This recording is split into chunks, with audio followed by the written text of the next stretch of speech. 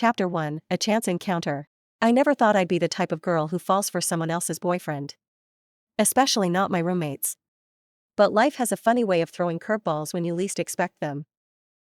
It all started one Friday night, like any other.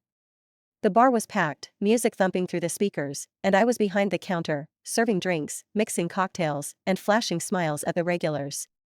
I loved my job as a bartender, it was thrilling, and the energy of the crowd always lifted my spirits. That night, I noticed him sitting at the far end of the bar. He was hard to miss, tall, with dark hair that curled slightly at the ends, and eyes that seemed to see right through you. I hadn't seen him around before, but something about him felt familiar. He had this aura of confidence, yet there was a softness in his gaze that drew me in. I walked over, ready to take his order, and when our eyes met, a spark ignited inside me. "What can I get you?" I asked, trying to keep my voice steady. "Whiskey, neat," he replied with a small smile that made my heart skip a beat. I poured his drink and slid it over to him, our fingers brushing for just a second. It was nothing, really, but it felt like everything. He introduced himself as Luke, and we started chatting, about nothing in particular at first, just small talk. But the more we talked, the more I felt this magnetic pull toward him. The hours flew by, and before I knew it, it was closing time. The bar was empty, the stools were up, and I was wiping down the counter, trying to ignore the way my heart raced every time Luke looked at me. He stayed until the very end, offering to walk me home, which I declined. But as I locked up the bar, I couldn't shake the feeling that something had shifted in me. That night, as I lay in bed, my thoughts kept drifting back to Luke. I tried to convince myself it was just a harmless crush, that it would fade by morning. After all, I barely knew the guy. But deep down, I knew it wasn't just a passing fancy. There was something about him that I couldn't resist, something that made me feel alive in a way I hadn't in a long time. Little did I know, this was just the beginning of a whirlwind that would turn my world upside down. The next few days passed in a blur. I couldn't get Luke out of my mind. His smile, the way he looked at me, it all lingered in my thoughts, distracting me at work, at home, everywhere. I told myself it was just a crush, but I knew it was more than that. It was a Thursday night when I saw him again. The bar was quieter than usual, the midweek lull settling over the place. I was restocking shelves when I felt a familiar presence behind me. I turned around, and there he was, leaning casually against the bar, that same disarming smile on his lips. "Back so soon?" I asked, trying to sound nonchalant. "I couldn't stay away," he said, his voice smooth and low. It sent a shiver down my spine.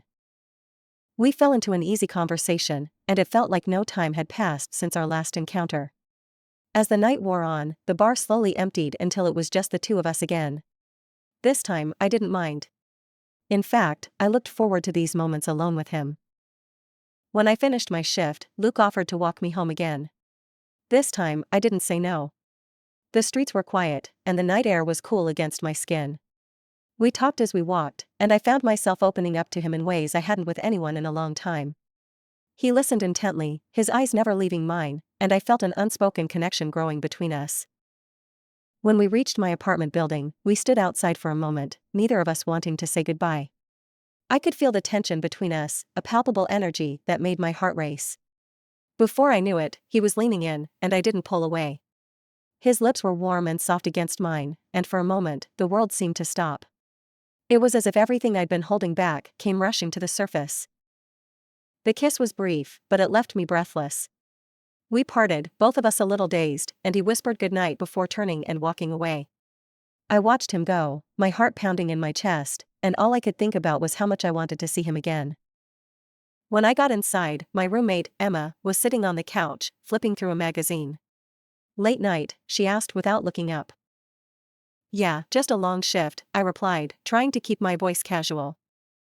She nodded, seemingly uninterested, and I quickly retreated to my room. As I closed the door behind me, I couldn't help but feel a pang of guilt.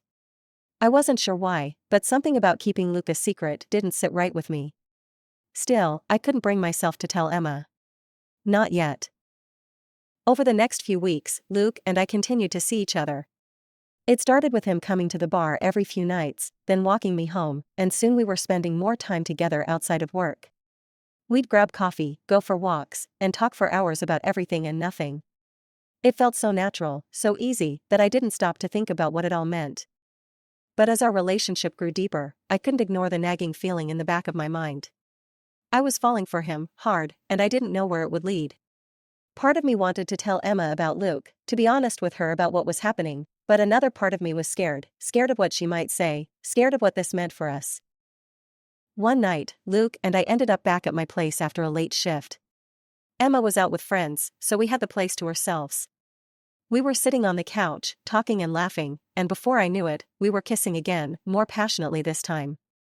It was intoxicating, the way he made me feel, like nothing else mattered but the two of us in that moment. But as things heated up, that nagging feeling of guilt came back, stronger than ever. I pulled away, my breath ragged, and looked at Luke. He seemed to sense my hesitation, his expression softening. "Are you okay?" he asked, concern lacing his voice. I nodded, though I wasn't sure if I was. "Yeah, I don't know what we're doing." Luke reached out, gently cupping my face in his hand. "We're just enjoying each other's company, right?" I wanted to believe him, but deep down, I knew it was more than that. What we were doing wasn't just casual, it was something real, something that could change everything. And that scared me more than anything. But in that moment, with Luke's eyes on mine and his touch sending shivers down my spine, I pushed those fears aside. I wanted to be with him, even if it was complicated, even if it meant keeping secrets. I wasn't ready to face the truth, not yet. Days turned into weeks, and before I knew it, Luke had become a constant in my life. We were careful, though, always meeting up when Emma wasn't around, sneaking kisses in dark corners, and pretending like nothing had changed. But I knew things couldn't stay that way forever. One evening, after another quiet shift at the bar, Luke and I found ourselves back at my apartment. Emma was out of town for the weekend, visiting her parents, so we had the place to ourselves. We spent the night talking and laughing, like we always did, but this time, there was a different kind of tension in the air. It felt more intense, more charged. As the night wore on, we ended up in my bedroom. I should have felt nervous or guilty, but all I could think about was how much I wanted him. We were lying on my bed, facing each other, our faces inches apart. I could feel his breath on my skin, warm and inviting, and I knew what was about to happen. "Are you sure about this?" Luke asked softly, his hand gently stroking my cheek. I didn't hesitate. "Yes." The next few hours passed in a haze of passion and desire. It was everything I had imagined and more, intense, electric, and deeply satisfying. In those moments, nothing else mattered but the way we moved together, the way we connected on a level I hadn't experienced before. But as the early morning light started to filter through the curtains, reality came crashing back. Luke was still lying beside me, his arm draped over my waist, but my mind was racing. What had we done? I couldn't shake the feeling that we had crossed a line we couldn't uncross. When Luke finally left, I felt an overwhelming mix of emotions. Part of me was elated, thrilled by the connection we shared, but another part of me was racked with guilt. I had slept with my roommate's boyfriend. Even though I didn't know it at the time, deep down, I knew something was off, something I had been too blind, or too willing, to see. I spent the rest of the day trying to distract myself, but nothing worked. My thoughts kept returning to Luke, to what we had done, and to the nagging feeling that something was about to go horribly wrong. Later that night, Emma returned home. She seemed cheerful, talking about her weekend and asking about mine. I played along, smiling and nodding, but I could barely focus on what she was saying. My mind was elsewhere, trapped in the memory of the night before. As the evening wore on, I grew more anxious. I felt like I was walking on a tightrope, trying to keep my balance while everything around me threatened to crumble. I kept glancing at Emma, wondering if she could sense something was off, but she seemed completely unaware. It wasn't until a few days later that everything came crashing down. I had just finished my shift at the bar when Emma texted me, asking if I wanted to grab dinner. I agreed, hoping the normalcy of it would help calm my nerves. But as we sat down at our favorite diner, I could tell something was different. Emma was unusually quiet, her eyes downcast, and I could feel a tension in the air. Halfway through our meal, Emma finally looked up at me, her expression serious. "I need to tell you something," she said, her voice steady but soft. My heart skipped a beat. "What is it?" She took a deep breath before speaking. "I know about you and Luke." The words hit me like a freight train. I felt the color drain from my face as the reality of what she was saying sank in. She knew. She knew about the stolen kisses, the late-night walks, the night we spent together. She knew everything. How long have you known? I stammered, my voice barely above a whisper. Emma sighed, her eyes filled with a sadness I hadn't seen before. For a while now. I didn't want to believe it at first, but it was hard to ignore. I noticed the way you'd light up when you talked about a guy, but you never said his name. And then I saw the messages on his phone. I felt like I was going to be sick. Why didn't you say anything? Because I wasn't sure how to, Emma replied, her voice breaking slightly. I didn't want to lose you as a friend, and I didn't want to confront the truth about my relationship with Luke. I kept hoping it would just stop, that maybe it was just a fling. I couldn't believe what I was hearing. Emma had known all along, and she hadn't said a word. I felt a wave of shame and guilt wash over me, knowing I had hurt someone I cared about, someone who had trusted me. I'm so sorry, I whispered, tears welling up in my eyes. I never meant for this to happen. Emma reached across the table and took my hand, her grip firm but gentle. I know you didn't. And I'm not mad at you. Honestly, I've been questioning my relationship with Luke for a while now. This just made me realize that maybe it wasn't meant to be. Her words were a small comfort, but they didn't erase the guilt I felt. I had betrayed her trust, and there was no undoing that. But as we sat there in silence, I realized that Emma was stronger than I had ever given her credit for. She wasn't angry or bitter, just sad, and maybe a little relieved. I think we both need some time, Emma finally said, breaking the silence. To figure out what we really want. I nodded, unable to find the right words to say. All I could do was hold her hand and hope that, in time, we could both heal from this. As we left the diner that night, I knew things would never be the same between us. But I also knew that this was a turning point, an opportunity to learn from our mistakes and move forward, no matter how painful the process might be. The days that followed were a blur of emotions. After that dinner with Emma, I felt like I was living in a strange limbo. Our friendship was strained, and though we still spoke, it wasn't the same. The easy conversations, the shared laughter, and the sense of comfort that once filled our apartment had faded, replaced by an awkward silence that neither of us knew how to break. Luke texted me a few times, but I couldn't bring myself to respond. Every time I saw his name on my screen, a wave of guilt washed over me. What had once felt thrilling and new now felt tainted, a reminder of the pain I had caused Emma. I knew I had to end things with him, but the thought of doing so filled me with dread. I wasn't ready to face him, to confront the reality of what we had done. One evening, about a week after our talk, Emma came into my room and sat on the edge of my bed. She looked tired, but there was a calmness about her that I hadn't seen in days. I talked to Luke, she said, her voice steady. I felt my heart skip a beat. What did he say? Emma sighed, running a hand through her hair. We broke up. It wasn't just because of what happened with you, though that was part of it. I think we both knew for a while that it wasn't working, but we were too comfortable to let go. This just made it clear that we needed to move on. I nodded, a lump forming in my throat. I'm sorry, Emma. I never wanted to hurt you. She smiled sadly, reaching out to squeeze my hand. I know. And I'm sorry too. I should have talked to you sooner instead of letting it get to this point. We both made mistakes. The weight of her words hung in the air, heavy, but necessary. For the first time, I felt like we were on the same page, ready to face the truth together.